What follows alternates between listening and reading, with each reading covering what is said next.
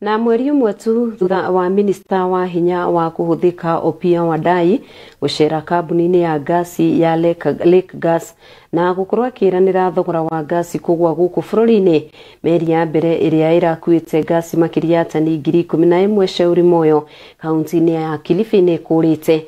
Akiaria na andiki ya mohoro, manager wa kambuni yo Moses Mutisyo augite kambuni yo iranyita mbaru thirikari itanya-ini ria gutigirira bururi-ini wamenyerera uhuthiri wa gasi.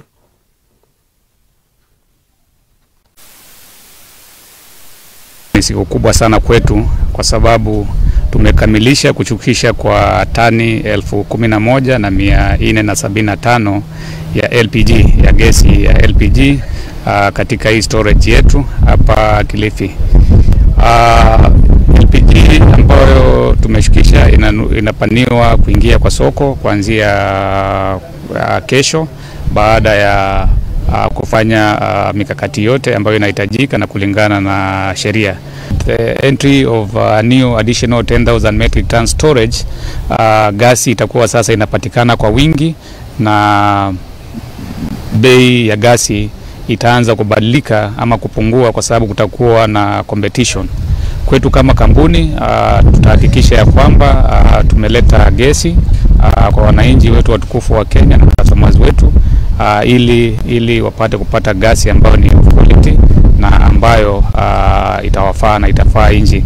Sisi tuko tayari na tunaunga mkono sera za serikali ambazo ni kuhakikisha ya kwamba katika majumba yetu na sehemu zote ambazo gasi inatumika tuna transition to a cleaner energy. LPG is one of the transition energy, so we fully behind the government in supporting all initiatives that are geared toward ensuring use and extended use of LPG in our market. Once we do the system testing, the facilities will be fully operational and will be scheduling more vessels in the near future. Now the country has more capacity to handle LPG. We've had limited capacity before, but now with this 10,000 metric ton facility, the country is now better placed. The current regime, the government has been pushing toward clean energy, and we believe that this infrastructure has come at the right time to help the country achieve a greener energy.